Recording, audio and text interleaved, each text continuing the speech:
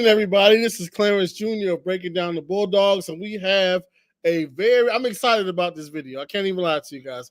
I am very excited about tonight's show. I have a very special guest. We're going to do something that isn't done too often. We're going to take a trip down memory lane, and we're going to go through a lot of Bowie State history, stuff that's not really talked about a lot, and quite frankly, a lot of stuff that you cannot find on the internet. And trust me, I've been looking, and what I found is pretty much all there is. But we're going to get into it tonight, and we're going to do a lot more of this going forward. We're going to spend more time diving deep into Bowie State history. You know, we're in a great, fantastic place now in terms of our athletic programs, in terms of the university overall, but we don't want to forget about what came before us, who paved those ways, and all those. So we're going to get into a lot more of these stories. I got a lot of research that I'm doing about a lot of things that took place, you know, in the early 2000s and even before that. And so we're going to get into all that.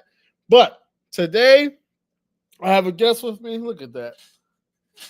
Of course. Okay, I have a guest with me tonight.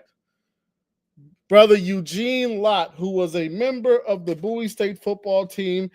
On top of that, he was a member of the 2002 football team that wound up going all the way to the CIAA championship game, which was technically the second time, but due to politics and eligibility issues, it's the first recognized time that Bowie State has been to the championship game. Even though earlier this week I showed you footage from the actual 1989 championship game in which Bowie won, but that was vacated. So this team was the first team to officially go to the CIAA championship game. And in 2017, the team was inducted into the Bowie State Hall of Fame. But before I bring up the guest, I don't know who this is, but I got lucky and I found some football footage from 2002. And so I'm going to play. I put the Bowie State band behind it, and I'm going to play you some clips from the 2002 football season. Now, it's not the best quality video, but hey, it is what it is, and check it out.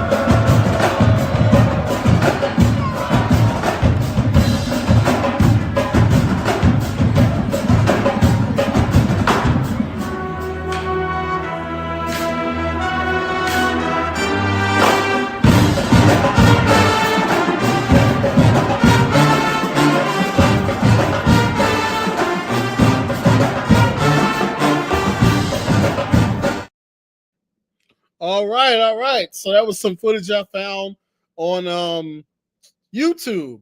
And the brother at the end was the channel I got it from, a brother by the name of TJ Stallings. If any of you is familiar with brother TJ Stallings, show him some love. Let him know we use his video and we appreciate it. All right. Without further ado, I'm going to bring up my guest. Hopefully he's there, brother Eugene Lott. Hello, hello, hello. Can you Hey, hear how me? you doing? Man, that brought back some memories right there. I'm glad. We want to get into all those tonight. So I'm glad. Oh All man. right.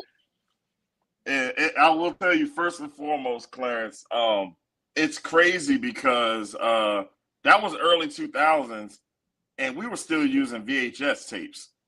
We had just started the transition of using DVDs, but like Looking that was at straight it, VHS. Oh I'm man, that glad was it's there awesome. though. Yeah, that was awesome. But would you happen to know TJ Stallings by any chance? Because I You just found know, the channel on the, YouTube. the face looks so familiar, and you know how it is when you in college, man. Yeah. Everybody looks familiar. You know, you know faces, and that's how it is at homecoming. You know faces, you dapping up like you know them, you spent time with them. But when you got to remember a name, that's like the hardest thing to do. Okay. Well, we're gonna get right into it. We're gonna start with where are you from? Like, where'd you go to high school, and how'd you wind up playing football at Bowie State? Oh man, well, first and foremost, thank you for having me on. Really appreciate it. I grew up in the Mitchellville, Largo area. Okay. Um, Basically, I went to Largo High School, class of 2001, and I would say from my junior year at Largo, I already knew I wanted to go to Bowie State. A because my parents both went to Bowie State. Eugene and Wanda Lott. They met at Bowie State. And my play brother, Brian Belt, who was on the championship winning baseball team at Bowie State, he went to Bowie State. And I was just at Bowie for my whole life, you know, for the most part, going to homecomings as a kid, you know, going to games as a kid, you know, watching Bowie State on BET back in the day, you know what I mean? And I always wanted to play at Bowie State. And literally, I told my coach that, and we just made it happen, you know. So that was always number one on my list. Okay. What position did you play at Bowie State? So at Bowie State, I played left bench. Sorry, but no, actually, it's a funny story. Played linebacker, Okay. and freshman year, we were that 2001 class was Bowie's first like real scholarship class. It was Coach Frazier's second year at Bowie, and finally got some money. And literally, we all came in and we had some money. Some of us had full scholarships, some of us had partials, you know, but definitely came in. And I was playing linebacker, spent time at defensive end sometimes.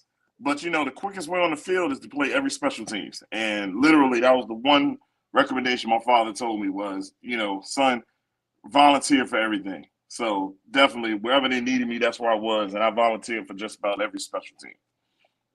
Okay. All right. So you already told me why Bowie and where you're from. Okay, what was Bowie like at that time? And mind you, you were there in 2001. I came in 2006. So I'm familiar with some of it. Like it might be a little bit different when you were there, but So I was you going. was there during that transition, and we've crossed Yeah. paths because I finished up playing 2004 at Bowie. We was playing Morgan State at night, and I broke my leg, and it was crazy. But we'll probably get into that. And I was still there. I was coaching that next year as a GA, and I actually graduated because they didn't have those winter graduations, so I had to wait Yeah. till May of '06 to leave to graduate. But man, Bowie back then, it was. Some people can say it was like a slight step up from high school. You know, as far as Yeah. I always facilities. tell people, man, we got out the mud back then. They Yeah, don't you even know, understand. but you know, to us, and especially to me, it was still like, man, I'm in college. You know, there Definitely. was, you know, and I think because we didn't have everything at that time, you know, it kind of made us more humble and more hungry. But every year there was an improvement. Every year, Coach Frazier always made things better. And I think what we didn't have, we made up in friendship, and we made up as being a family, and it actually brought us closer. But the facilities were way different than what we have now. But I was just Yeah. happy to What were be the on the. facilities Yeah. like back then? Let's see. The weight room used to be that first year in 2001. The weight room was like literally like down in the racquetball courts. I remember I Oh, came on a visit. Yeah, and I saw that. But Coach Page was our strength and conditioning coach at the time. Shout out to Coach Page. He had Dale State right now, and he helps in the league. He does a lot of good stuff. He made it work. And then I remember that's when he started moving it upstairs into the back part of the gym. But it wasn't like a D2 program in terms of the weightlifting, but they made it work, and we made it work. And the coaches made it work. The locker rooms definitely was not down there on the field like how they are now. The locker rooms were actually in the back, right by the training room, and we you had the offensive locker room, you had the defensive locker room, and they were tight quarters. And I guess that's another reason how we were all so close, because literally we were physically close together. They had no choice. They had no choice. It wasn't no carpeting. It was that shower floor, all that, and it was funky in there. You know what I'm saying? It was definitely funky in there. But, we loved it. It was ours. It was ours to come home to, So we ain't had no players' lounge, nothing like that. Everybody used to hang out in the hallways. If you can get into the coach's office, which is literally one office, that was the hangout spot for people in between classes and stuff like that. But I mean, it was grimy, but it was our grimy, and we loved it. You know what I'm saying? Definitely. Okay, yeah. Because a lot of people don't understand, like now with all those brand new shiny buildings, and new student center, and man, big old Bulldog. When I was there, it was Haley, Holmes, right. Towers, Tubman. Yep. What's the other one? So CMLC was brand new, basically. Exactly. Yeah, and I was one of the first. I was one of the first people to stay in the apartments when they built them on campus, because I remember I couldn't have a food plan and stuff. And I remember when they built it and everything. Yeah. And another little bit of history: my mother, back in '72, was the first to stay in Towers. And it was so funny. My freshman year, we actually stayed in the same room that she stayed in, because when she moved me in, she was like, "Oh, this was my room." I thought that was funny too. But I mean, the house was co-ed back then. No, it wasn't co-ed. It was all girls. Okay. It was all girls back there. Yep, definitely. Yeah, I remember that when I got there, Towers and Tubman were all female. Pretty much all the dorms were one or the other, except for Haley was the only one that was mixed. See, my freshman year, Towers was co-ed, so females on one side, males on the other side.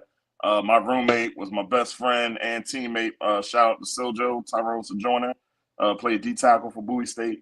Definitely he was my roommate, and there's a lot of stories that those walls can talk in Towers for everybody. Boy, oh boy. Exactly. Okay. Let's see what's next. Okay, who would you say would have, like, I was gonna say one, but let's go with 2 or 3. Who were the best players on the team back then? The whole team. I mean, literally, like, the one thing about those squads in particular, because I'm gonna tell you this, the 2001 squad actually had the better record than the 2002 squad.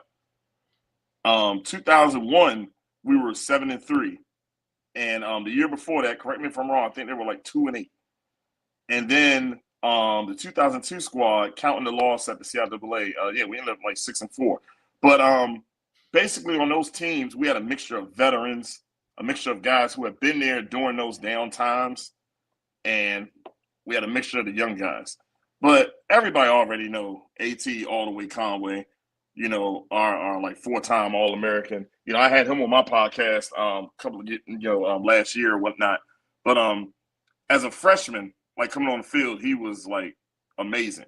Then on offense, like I said, we had so many people like that just was amazing. The running backs could have started on any team in the CIAA. We had Kelvin Collins.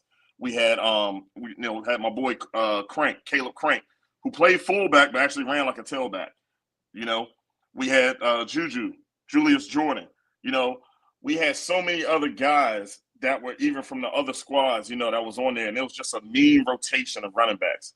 You know what I mean? And that 2002 squad featured all of them. Like, it was literally like a 3-headed monster. But I'm a defensive player, so I'm gonna talk about my defense. On Yeah. defense, we had everybody. I mean, we had Charles Austin, who was literally like we used to call him the freak. Right now, he's like the I believe he still is the head coach at Central High School in over there in Landover, Maryland, and head coach for basketball and football, I believe. And correct me if I'm wrong, anybody that's out there. He played DN. We had some transfers that came in that 2002 year. That two of them came from Howard, and one. Why am I forgetting his name this fast? I should always have the roster in front of me. But first year he came in, he led him. I think he did lead the CIAA in sacks. I think he had at least 12 and a half, and from the DN position. And and then we still had the rest of our guys there too. Linebacking core, Chris Glass, myself, Marvin King, who was the other linebacker next to AT, and Marvin King that year before, he was made the all rookie team, but it was we just had so many players. And then holding it down in the secondary is Morgan State's defensive coordinator, Anton Sewell. And believe it or not, yeah, Anton Sewell and, Coach Wilson was on that staff. And he basically was the glue and just held everything down. And when I tell you a football mind from even back then as a young guy, and definitely he was the brains of the whole unit. And then Coach Morgan, our defensive coordinator, he was just amazing. I thought I knew football, but I didn't know football until I actually got to college and got under Coach Morgan and all the rest of the defensive coaches we had later on. But Coach Morgan, we had like a top 10 defense, all those years. And I think we even led the country in a lot of categories too. Okay. I know right now, currently, I mean, obviously it's always been, we don't really like State, really don't like Union, but in terms of proximity, our biggest rival, just because they're like an hour away, even though, they haven't beaten us ever. Our biggest rival right now would probably be Lincoln, even though once again it's not really rivalry because they never win. But who was our biggest rival back then? Man, back then, and look, it's funny because, and I gotta find the tape.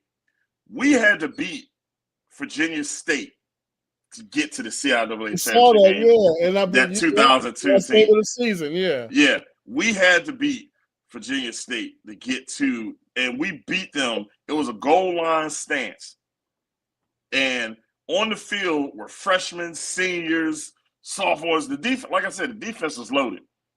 And literally, we stopped them on the 1 yard line to get to the championship game. And what's crazy is we knew that season was going to be special because they actually documented that season starting from camp all the way to the end of that game. And I had the VHS tape. I know a couple of my teammates still got it. We need this. Man, I know. Somebody need to grab it. Whoever's listening, if they got it, somebody needs to grab it, upload it to YouTube, and we got to have it. But it was crazy because they actually made a tape documenting us, man. And it was just amazing, But it was a goal line stop, and ever since then, it's been like Virginia State has been our rival. And I believe before that it was, Winston-Salem. But I know for the years that I played at Bowie, it's been, Virginia State and then Union, but mainly Virginia State, only because of that, because they held on to that for the longest. They was pretty pissed off about that. Yeah, and then even now Frazier is at Virginia State, and I think 3 out of the last 4 years we've actually played each other. Yeah. And what's funny, it was 1 year they got us to play for their homecoming, and me and a whole bunch of former Bowie State football athletes and stuff. We're part of the tailgate squad, BSU tailgate squad. We do all the tailgating and stuff. At all the games. We actually went up there for that game, had our letterman on, was talking big mess, like, yo, don't invite us to your homecoming, what I'm saying? And we came out there and beat them, and that was a real good time. But it's really crazy that Coach Frazier is the head coach at Virginia State, and shout out to Coach Frazier. He definitely has them boys rocking and rolling and like ready to go. Okay, you might have already answered this, but I'm gonna ask anyway. What would you say was the most memorable game of that season? Man, it was a lot. That 2002 season, like I said, was it was so special. I think it was the 2002 season when we played St. Aug. Well, special for me or special for like the team period? Uh, I'll take both. All right. For the team period, I would definitely have to say that last game, that Virginia State game, that was a home game too, that got us to the CIAA. And every game that season, you got my memory banks going now. Every game that season was actually was pretty tough. But I would say that's the game that stood out because that's the game that we needed to win. For me, and I think it was that season where we played St. Aug. St. Aug had just came back to the CIAA, and we played them for the first time. And I clearly remember this game because my grandparents had came to see me play, and that was the first time they seen me play since really like high school. And it was a kickoff. We used to call our kickoff team the emo. And Frazier, if you remember Coach Frazier, I've ever seen him, Frazier always keeps a toothpick in his mouth. And it was so funny because they had these two twins from Miami or somewhere like that. I just remember these two dudes that was on their kick return team. They had gold teeth. I think they even wore the numbers 1 and 2.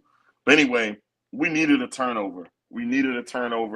And Emo Frazier came out there and was like, "Look, we need this. We need the ball back." And shoot, I don't know what happened. I got down there. I hit him. Don't remember shit. Excuse me. I'm starting to cuss. Don't remember shit else after that. You know what I'm saying? But I know he coughed the ball up. And that was memorable for me that my grandparents actually got to see that. And there was another memorable game, but that was back in 2001. And shout out to my man Bakari. He'll remember that. And it's a joke that we always still talk about. He had a 99-yard kickoff return that was actually called back because I blocked the kicker in the back. But I thought he was going to get walked by the kicker, but that's a whole other story. But that's an inside joke that we still talk about to this day, all these years later, almost 25 years later, which is crazy. Okay, and let's see. So, in 2017, the entire team gets inducted into the Bowie State Sports Hall of Fame. What was that process like, and what was it like to getting into the Hall of Fame? So, funny you ask. They had just reinstituted the Hall of Fame, and it was a bunch of the older football players who are alum of the school and who give to the school and stuff. And it was like, hey, we want to reinstitute the Hall of Fame, and right now it's big. So we were probably the third or fourth induction. Like they had just really got it started, and one day I was seeing that they reinstituted it, and I was out, obviously not playing football and stuff anymore. And I was like, you know what? The 2002 season really kicked it off for Bowie State to where it is now. And I always believe it started back during that time. Frazier started where we are now, because if you look at it, everything came from that era, to where we are now. And I wanted us to be recognized because yes, just like how you mentioned, they had to vacate that one, and even though we didn't win, it was still special and it was a special season. So I got all the stats together, myself and Marcus Skelton, who is a Hall of Famer. He was our starting center, all CIAA center, and he is in the Hall of Fame, along with a couple of our offensive linemen. We got a lot of guys in the Hall of Fame. But myself and Marcus Skelton, we got a lot of stats together, newspaper clippings, and just everything special that happened that season, because that was even the season we had a lot of adversity. I think that was also the season where we had the snipers, and we were still practicing during that. Oh, yeah, I remember that. And what's crazy, what people don't understand is, the season we had 9/11 just happen. And everything was just crazy. The world was crazy back then, and we were still playing football. And we had a lot of historical stuff happen during the season before and that season. And a lot of guys from both of those seasons were still around, and we just wanted to get them recognized. So we had to sit in front of a panel, and we had to present our case. to say why this team deserves to be recognized. Even though we didn't win the CIAA championship, we won the Eastern Division. We got there, but we were the first to get there. And after we got there, the ball was rolling. Bowie State was back on the map. And ever since then, what can you say? And we actually got in, and a good number of our teammates came, and we got recognized. So if you go on the website, you'll see it on there. The 2002 CIAA Eastern Division football champions. Now I hope some of the members of the CIAA championship teams and as the years go on, I hope they enter their classes in too, especially that class that went on that three-peat run. Please enter yourself in. Yeah, please enter yourselves in. But definitely we felt like we were the ones that got the ball rolling and definitely deserve to be recognized, because it's a lot of guys that came off that staff that's doing an amazing job right now. Okay. Before I get into the next question, I gotta pull something up, and I'm gonna just read it just for the audience's sake. All right. So let me go ahead and pull this up. All right. So Eugene Lott and Valerie Lott. Okay, I'm gonna go ahead and read this for those who are watching. It says, I could be here all day telling this story, but in the fall of 2003, I met my wife-to-be. We both lived in Alex Haley Hall. Valerie on the 4th floor, I was on the 6th. I asked my RA, her friend Natalie, and her friend Monica about Valerie. Every day I saw Valerie and Haley or on the yard, and I made it a point to be extra. I would hold the door or elevator while she was 20 or 30 feet away. I would tell her how nice she looked, no matter what she was wearing. I then got my chance after football practice. She was sitting at the front desk of Haley with Natalie, and I was sweaty coming from practice. She told me her name, and I told her mine. I asked her to wait and told her I would be right back to give her a hug. I ran upstairs, took a shower, did 100 push-ups, and covered myself with lotion. I put on a sleeveless shirt and went back down and gave her the strongest embrace she ever had. But from that point forward, through the ups and downs and countless memories together on the yard, 15 years later, 2 beautiful daughters, and just celebrating 10 years of marriage, I will not change a thing. Being at Bowie State brought us together and keeps us together. Okay. Man, that's old now, because now we're coming up on 17 years of marriage. 17 years. And we snuck a COVID baby in there. So now I have 3 daughters. Oh, yes. All girls. Okay. All girls. Okay. All girls. So yeah, 22 years total together, and we're coming up on 17 years married. Yes. So man, that's my Bowie State love story. That's a beautiful thing. I got the same thing.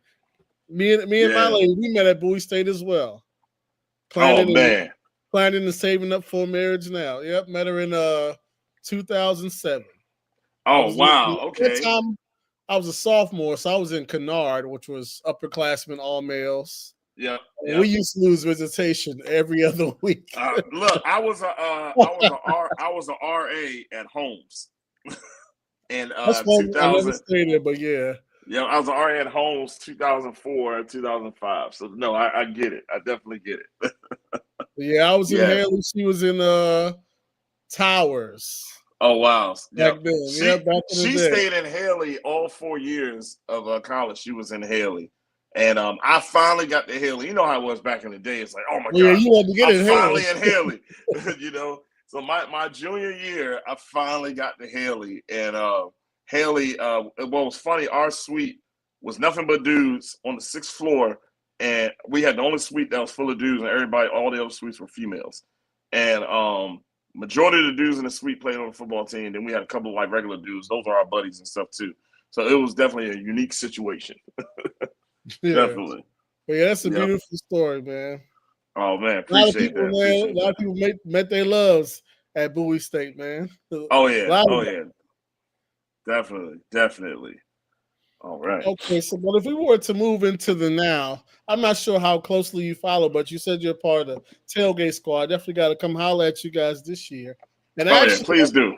Yeah, and actually, I plan on trying to do something in terms of a tailgate for the Winston game, just because last year I went down there and they Yep. were good hosts. They gave me fried fish, everything. Oh yeah, look. I'm gonna One try to thing return the about favor this all year. the schools in the CIAA, even if you don't go to the school and you part of the rival school and stuff, they still gonna treat you nice. Like when we went to go visit Virginia State, man, they treated us nice. You know, we had the big Bowie State, flags and stuff up. We had our Letterman jackets and stuff on. We had our rings and all that out. You know, and they still treated us nice. And it was no issues. It was a bunch of crap talking back and forth, and it was just a good time. And like I said, they feed you, man. Like they Yeah. definitely will feed you, and that's one of the reasons why the tailgate squad, when we formed up, right after we all finished playing ball, at that time we didn't have that at Bowie State, and we wanted to create that experience. And now I can honestly say, because of us, we actually now have the tailgating experience at Bowie State. It still sucks that we got to shut down at 7 o'clock, but we used to go to like 10 o'clock. But Yeah. definitely, it was definitely a game changer. But as far as the team right now, I can honestly say it's a transition year. It's a prove it year, in my opinion. But I'm always going to bet on black, just like I do roulette. I'm always going to bet on my team. And what's missing, in my opinion, is the stability at quarterback, finding that QB again. Because once we lost, again, in my opinion, it just ain't been the same. You know what I mean? But that was a generational talent right there. You know what I'm saying? So once we get stability at that position, and I feel like that we might be there, I the was just about sky to is the say, limit. Kevin Taylor, he looks like he still got to show it, but he looked like he's the real deal. Yeah. You know what I'm saying? And I said, if it proves to be true, and I really feel like it proved to be true, I think we will be all right. The preseason pick where we at, that's respectable. Middle of the pack. I can see that. But I can also see us making noise, like we usually do. And I mean, we're coming back. I mean, the staff is solid. The rosters are always solid. My God, the offensive line is always solid. You know what I'm saying? And I think we'll be okay. But we do got some people, some teams that generationally have not been good, they're sneaky good right now, aka Johnson C. Smith. Yeah. Luckily, we don't play them, so. Yeah, luckily, but I mean, in our day, Johnson C. Smith, we never wanted to say, all right, this is a win, but it was like, all right, we know we might do something, but I'm really happy for Johnson C. Smith. I mean, they have a fantastic stadium, and I always be like, man, how y'all got this beautiful stadium, but back then y'all wasn't doing much, but definitely, man, they are so sneaky good right now, and just shout out to that whole team, that whole staff. But going back to Bowie, I think we'll be okay. Quarterback situation, once that gets laid flat, sky's the limit. Yeah, especially when looking at the schedule, a lot of the tougher games that we would have all at home. So if we can just win the home games, we should yes. probably And better I mean, on the road than last year. Bowie State has a home field advantage, and I can remember there were times when people were still stuck in that, oh man, Bowie sucks, I'm not coming to the game, or I'm coming to the game as a fashion show. People come to the game. Yeah, I was there at that time where it wasn't necessarily cool to go to the game and cheer. It was like, oh, what are you doing that for? Times have changed, though. I will say that. We have a home field advantage. And I actually like, and this started like, after we finished playing, man, just like out of other schools, we actually got themes. We got the blackout, we got the whiteout, things to get the game day atmosphere has just changed, but what has never changed is when the band rocks the song. You already know what song I'm talking about. When it's third and long, we need a turnover or something, you're going to hear that jump. That's going to get you hyped up. And like I said, whenever I hear it, and I'm not going to sing it or hum it, but you should know what song I'm talking about. I can sound crazy on you, but definitely when I hear it, even now when I hear it, I get goosebumps, man. I always just think back to like, man, critical times in the game whenever I hear that song. Okay, and last question, a little bit of a somber note, but I do think it's important to if there's anybody that was on those teams that is no longer with us to pay respects to those individuals. Is there anybody on those teams that's no longer? I am I'm looking. So we lost a couple of people, but they weren't on. I'm looking down the roster now just to make sure. But we lost a couple of people, not on the 2002 team, but the actual team. I actually they played with me 2003, 2004, and then when I was coaching with Coach Lynn. Two dudes that come to mind: Doriel York. May he rest in peace. Definitely. Definitely, you can see him. You can find footage of him online, man. When we played North Carolina Central for the CIAA championship game, York wore number 91, if I'm correct. I'm gonna have to reach out to you. Well, I'm gonna have to look that up. You said Yeah. York? Yep, Doriel York. Doriel York. I'm gonna have to look that up. Yeah, he played defensive end, and gosh, why am I forgetting his name? I got his face, and when you gave me the questions, I actually was putting that together, and forgive me for forgetting his name, but he was also from Baltimore, and I actually played with him my last year in 04, and I was coaching him when I was a GA.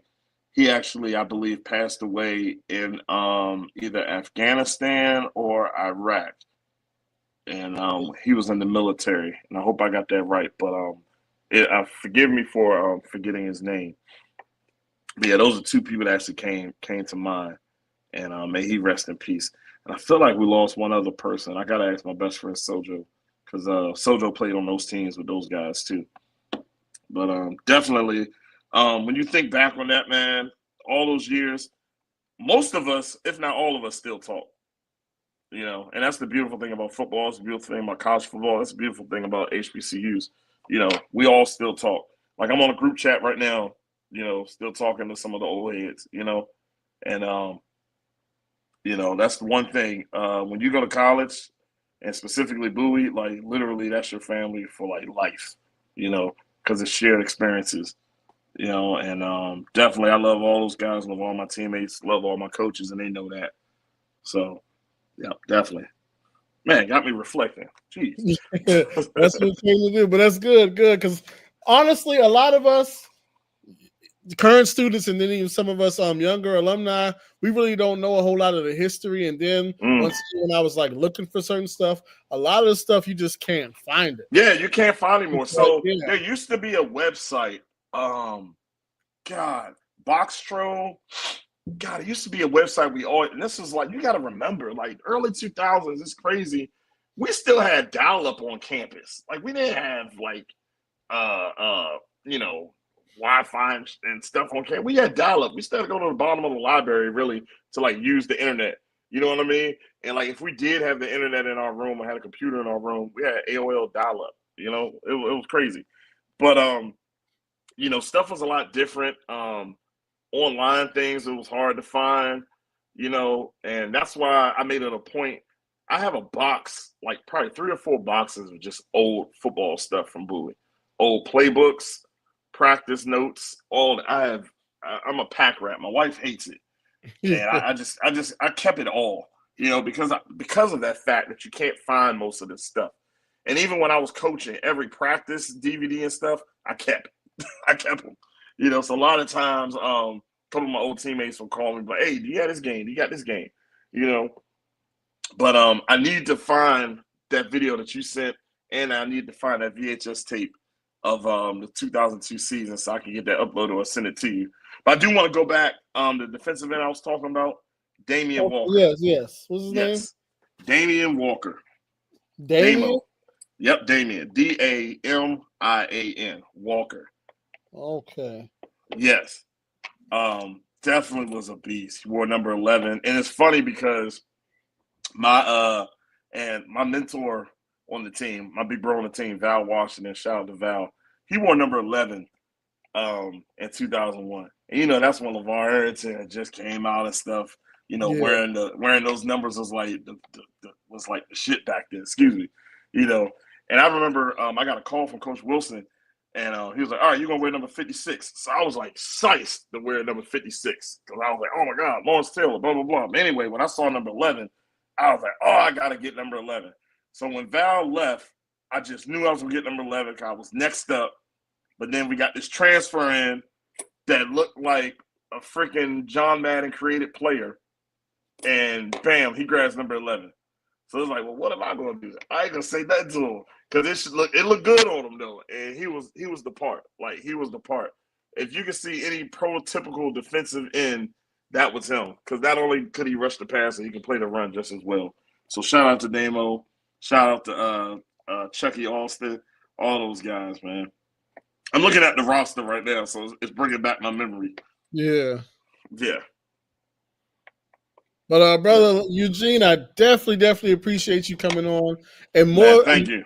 I'm definitely going to reach out to you because you just gave me a great idea when you talked about the tailgate squad. I'm definitely have to reach out to you, see if we can document you guys' history and story because it's actually important. Man, because look, all you need to do is sit around with us, grab an adult beverage in your right hand, and just hear the stories all day. Because we got stories for days, man. Stories for days. I'm definitely going to do that because we got to get some more of this history out there because a lot of people don't know. Definitely. Were you at the spring game? No, I actually missed the spring game. Definitely missed the spring game. Yes, and we used to come out to the spring game because we used to participate in the flag football games, but now we're getting all too older. Like I'm 42 right now. It's crazy. We're the old guys now. It's wild. But yeah, I brought that up because I was there and there was actually people grilling at the spring game, and I was like, "Yep, 5-10 years ago, this would not have been happening. Times have really changed. Times have changed. But man, thank you. I appreciate what you're doing, man. Keep it up. Anything we can do to support, we'll do it. What you're doing, man, is definitely needed, and I'm glad that it's somebody out there that's actually not only covering the CIAA, but actually covering us and in such detail and reaching out to the former players. So, man, shout out to you, Clarence, man. Appreciate it. I appreciate that, and I appreciate you coming on. All right, brother. Thank you, man. Have a good one. Definitely be in touch for sure. All right. All right, so there you have it. Former player. We're going to get more and more former players on here. And, technology is a tough thing, but eventually I want to go even further back, I want to try to find some former baseball players if that is possible.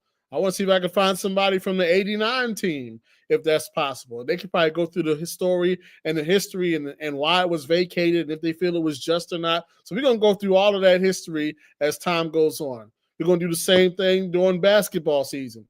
But for right now, I just want to appreciate you guys for coming through. Make sure you hit the like button on your way out. Peace.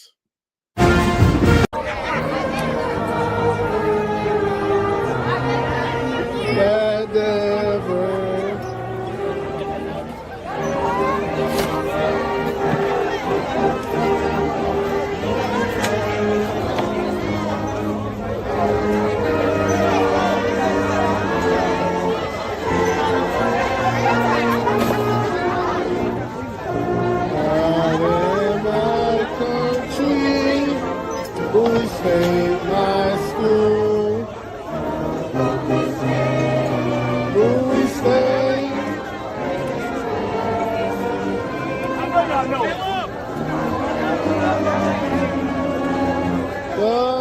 torch of truth.